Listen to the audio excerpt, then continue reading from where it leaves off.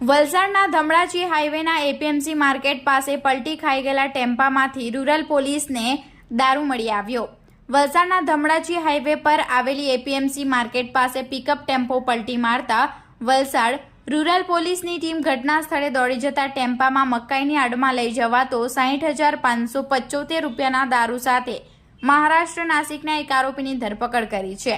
ત્યારે એક આરોપી ભાગી છૂટતા પોલીસે તેને વોન્ટેડ જાહેર કર્યો છે।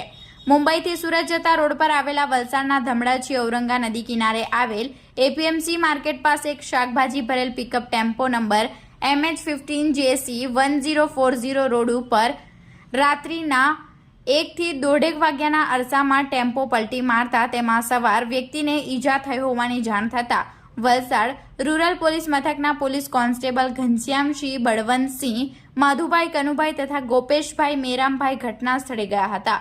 પલટી મારી ગયેલા ટેમ્પાની અંદર તપાસ કરતા મકાઈની આડમાં બિયર દારૂની બોટલ નંગ 667 જેની કિંમત ₹60,575, પિકઅપ ટેમ્પાની કિંમત 5 લાખ અને એક મોબાઈલની કિંમત 5,000 મળી કુલ 5,65,575 રૂપિયાના મુદ્દામાલ સાથે અવિનાશ ઉર્ફે રાહુલ ગુલાબ દૌલતભાઈ પવાર, ઉંમર વર્ષ 21 રહે દીક્ષી ગામ, રાજુ, ગાંધીનગર, નાસિક, મહારાષ્ટ્રની ધરપકડ કરી હતી। જ્યારે ટેમ્પા ચાલક અક્ષય ઉર્ફે આકાશ આહિર રહે મોઠડી ગામ, નાસિક, મહારાષ્ટ્રને પોલીસે વોન્ટેડ જાહેર કર્યો છે। આ અંગે વલસાડ રૂરલ પોલીસ મથકમાં પ્રોહિબિશન એક્ટ હેઠળ ગુનો નોંધી આગળની વધુ તપાસ પોલીસે હાથ ધરી છે।